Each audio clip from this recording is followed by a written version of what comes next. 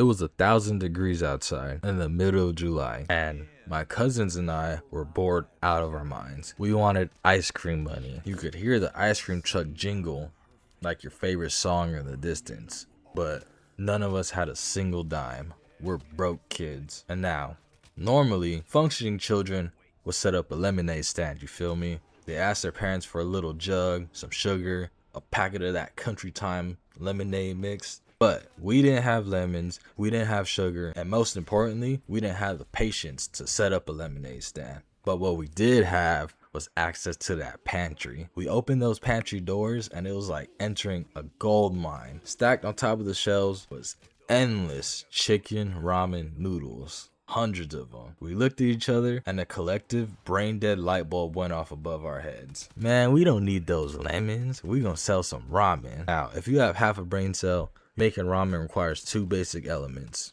a bowl and some boiling water. But we were 6 or 7 years old, so to us, the stove was forbidden technology. We were not allowed to touch the stove.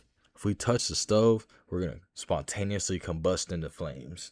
So my cousin looks at me with full confidence and says, "Water's water, hot or cold. The noodles don't care. It's still gonna make the ramen." And I was like, "You make a valid case. That's all the proof I need." So we start dragging dining room chairs over to the kitchen sink and started this production line. We stole every plastic cereal bowl we could find. We turned the water on and started filling up the bowls with water, ripped open all the packages of noodles and dumped the noodles in there. Now the crazy part is we didn't even put the flavors packet in the water. We kept those for ourselves because we like to dip our fingers in them and eat them. Now we carried these bowls outside one by one, walking them outside like a brain surgeon's holding a brain they just took out of somebody's head. And we lined them up across the scorching hot sidewalk. My cousins and I sat on this curb looking at these bowls of noodles, waiting for somebody to come buy something. Then we had this debate. How much should we charge for these noodles? And my cousin goes 50 cents. Now I looked at him like he was an idiot. I was like, 50 cents? This ain't no 50 cents. This shit worth at least $5. So that's what we charged. $5 for an uncooked ramen bowl with no seasoning in it. Now 2006, $5 for a single bowl of raw sidewalk ramen was absolutely crazy.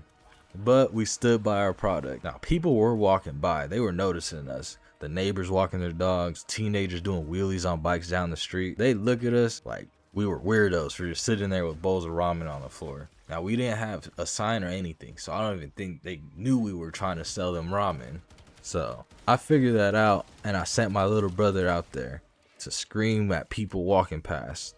"Fresh ramen, $5. Get your hot noodles," even though we had them cold. After about 20 minutes, this old white couple walked past. They stopped. The husband looked at us in disgust. He was like, "Man, what are y'all doing?" But the wife was like, "Oh, aren't you guys sweet? Are you guys trying to raise money for a little club?" Now, we didn't know what a club was, so we just nodded. "Hell, you are." She reached into her purse and pulled out a $5 bill and handed it to my older cousin. We were like, $5 is so much money. And the crazy part is, she didn't even take the noodles. And we didn't mind that at all. She gave us $5 and walked off. Now the second we got that $5, we immediately started sprinting to the ice cream truck. Left everything on the sidewalk. As soon as we get up to the ice cream truck, we bought 2 bags of hot Cheetos and one of those SpongeBob popsicles with the eyes melting. At this point, we were feeling successful. Mission accomplished. Business closed. We got what we wanted. Now, as we started walking back to the house, ready to celebrate our victory, we opened the front door and water just started pouring out. Our shoes and clothes got soaked. Now, because we're young kids and we're focused on setting up our noodle empire, we had left the kitchen sink on. And not only that, the packages we were ripping through clogged the drain, so it wasn't even draining. So the kitchen and part of the dining room / front door was flooded.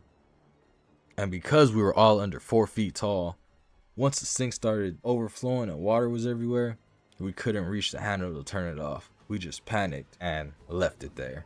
We walked back outside like nothing happened. The kitchen was a literal swimming pool. Floating cereal boxes, noodles across the floor. The kitchen was literally flooded. And after 5 minutes goes past, My mom and my uncle are standing there in the kitchen. What the hell did these kids do? Now, you'd think after turning the entire kitchen into an indoor water park, we would be grounded into the year 2030. But back then, our parents had a very simple philosophy. I don't care what you do, just get the hell up out of my house. We got kicked back into the backyard. Now, our backyard wasn't anything crazy. It was just a giant rectangle with a grass lawn separated from a massive rock garden in the back by this thin black plastic garden border. Now, in the rock garden, there were 3 trees spread evenly throughout of it. And now, to an adult, this is beautiful landscaping, like 10 out of 10 lawn care. But to 4 young kids with no internet, no smartphones, and -6 brain cells, we turned this rock bed into a military war zone. Now, I invented a game called Rock Wars.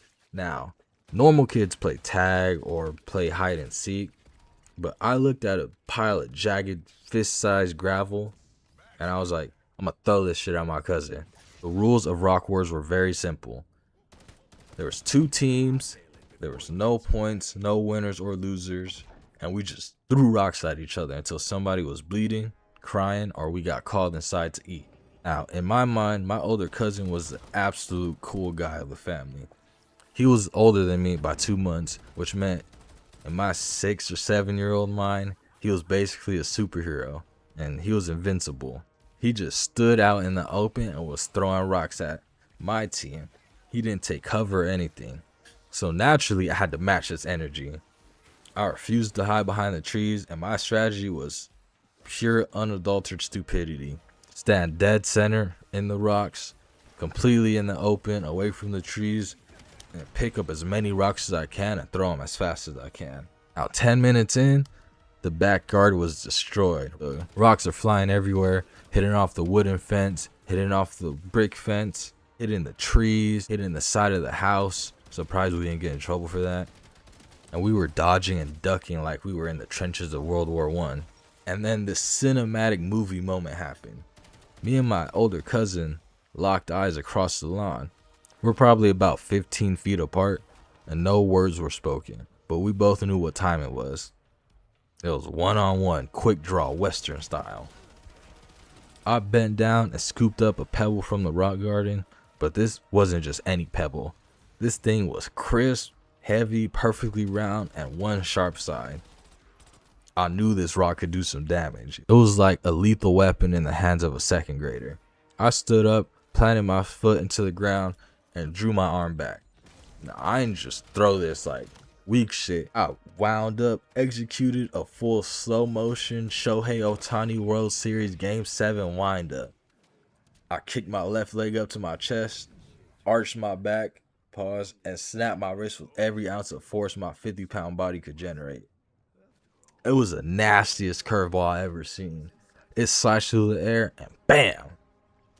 It hit my cousin right in his left eye. The entire universe froze. The birds stopped making noise, the wind stopped blowing, and the air got sucked out of the backyard, and we're outside. Now, my cousin didn't even say a word for a whole 3 seconds. He just stood there with his hand over his eye. And then, waterworks. But this wasn't tears. This was blood dripping from his eye. It looked like a literal horror story. Blood flowing through his fingers. He got up and sprinted toward the back door of the house. Like he was leaving a literal trail of blood behind him like he was a wounded animal. My younger brother and younger cousin looked at him running the house and slowly backed away from me. I froze. I knew right then and there my life was over. I was about to get the death penalty inside that house. I tried to get away. I tried to do a tactical retreat. I tried sneaking around the side portion of the house, thinking if I could just hide behind the air conditioning unit until I turned 18, I might survive. And I didn't even make it past the trash cans before the back door slammed open.